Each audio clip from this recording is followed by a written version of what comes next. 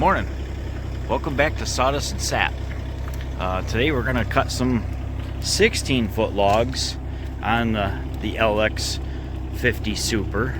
I finally got the track extension on it. The LX50 Super comes ready to cut 12-foot stuff. And when I ordered it, I figured I'm never going to cut anything 16-foot. So that was what I wanted. I didn't think the smaller one, the LX50 Start, I think it is, I didn't think that one was what I wanted. I wanted to go with the little bigger so I could cut 12-foot stuff. And I don't feel I've cut very much. My piles of logs have gone down a little bit, but and first thing, I need some 16-foot stuff. So I ordered the track. I don't really like the way I cobbled my sawmill stand together. I had it set up kind of pretty good. Just some old lumber we had. This is old hardwood stuff that we had for shelving and stuff we were just going to throw away, but I couldn't throw it away, but it's all stained and it's not nice lumber, but it works good for this, so I'm not walking on gravel or in the mud. But last night I finally got the stand set up so I can do the 16-foot stuff. Now you're probably supposed to get more log clamps. That was an extra, I want to say a couple $100, so it would have made it $500 to add just the track. So I only ordered the track. I'm going to try it today. I didn't move these yet, so these are still down where they're pretty good for the 12-foot stuff. But I'm thinking this one will come up here, and that one will come up one maybe. I'm not sure how it's going to work, but that's why I wanted to try some 16-foot logs today and see how it goes. It's 34 degrees this morning. We're about the middle of October, so I got some of the slab wood burning so you have a spot to warm up. The excavator's been running for, 5 minutes or so. I filled the water tank, so I'm good to go today. I'm going to cut a bunch, but not a super ton. Last time I was cutting, my throttle that I put on, this was just a cheapy aftermarket thing I got, I think, at Tractor Supply. And when I push it forward, or actually I pull it back to rev it up, I'm bending it. So I'm gonna have to come up with something different there. My valve to turn the water on and off to lube the blade that's working good. You set how much water you want to come out of it there, then you can just boom, full bore that valve instead of playing with that every time you want to turn the blade on. And I like my throttle setup compared to what woodmizer did, because when woodmizer, the way they run two cables off the other end of the clutch rod, and I could never get it adjusted that it wouldn't come down to idle, or it wouldn't rev all the way up to full bore. So, and as soon as you started to pull on this, it was starting to rev the engine up before it was engaging the belt. So it was squawking and squeaking every time. So now I can engage it at idle, rev it up, flip the water on, and be ready and go.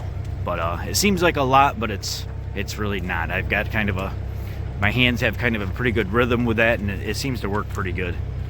I finally filled it with gas today without spilling gas all over. So when I set this end of the log stand up, I made just 2 steps on this old junk lumber so I can step up, and actually stood right in here, positioned this close enough, ran the engine up all the way. It's not all the way up, but it's up a ways, so I wasn't trying to go down in with the gas can, because every time I've put gas in this thing so far, I spill gas.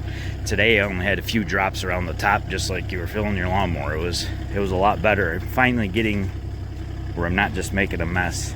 So this engine, I checked the oil, it's full of oil, it's full of gas. I think we're almost ready to go.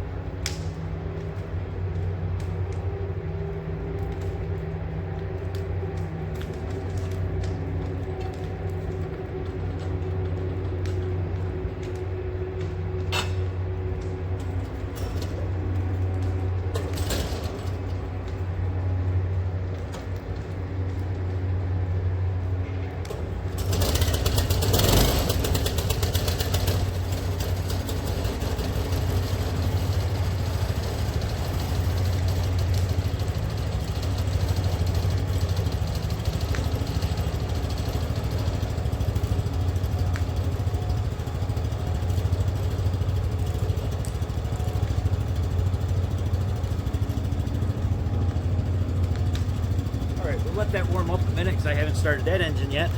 That's only a 12-foot log. When it didn't have the extension on there, when you set a 12-foot log, you had to set it perfectly. So that's the first time I've really set one on there with the extension. So now you can just sort of set it there and you're good to go. When I put the 16-foot log on, then I'll be right back to the same boat again of having to be really tight to the sawmill and set it down, which is, it's kind of a pain in the butt. The longer bed you can have, obviously, the easier it's going to be.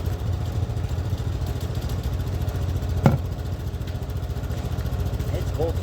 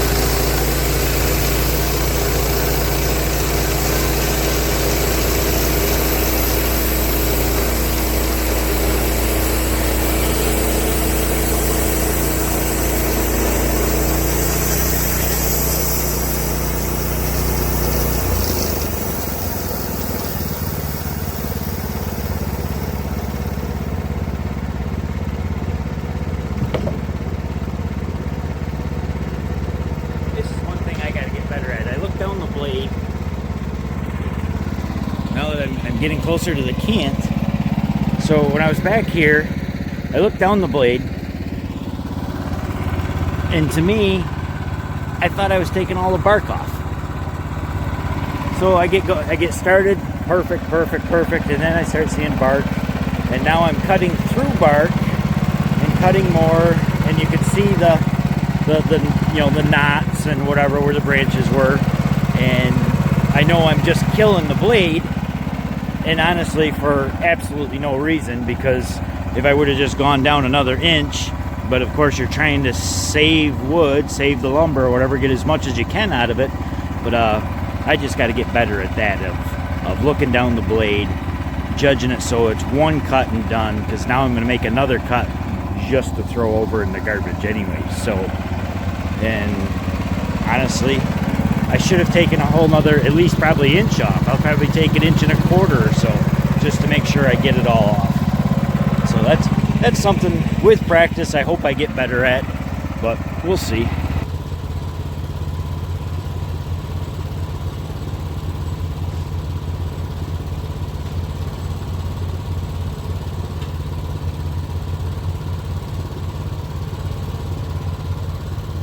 Take another inch and a quarter off, see if we end up getting all that bark off.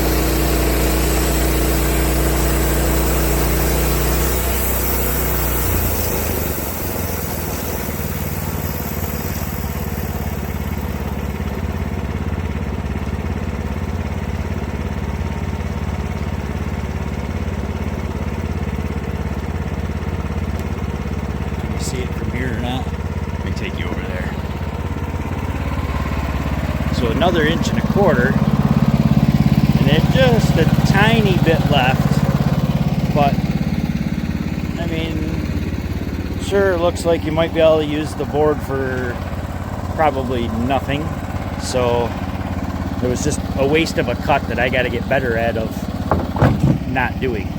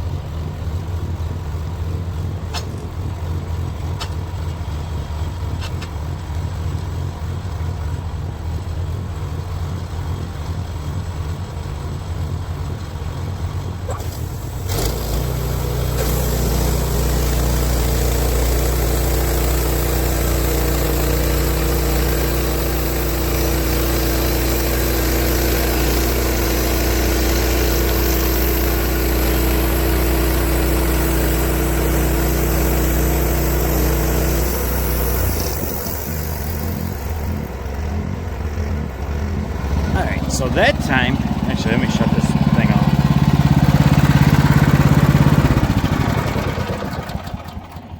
So that time I thought right in the beginning, oh, here we go again. But there's only a little tiny bit there. So I'm getting better. We're figuring it out. Now we've got a 9-inch, but ended up being, I think, a 9.5-inch cant. And I got to figure out what lumber I want. I'm looking for 2x6s mainly, is what I need in the house. So to me, to knock this down, that's what I got to figure out next.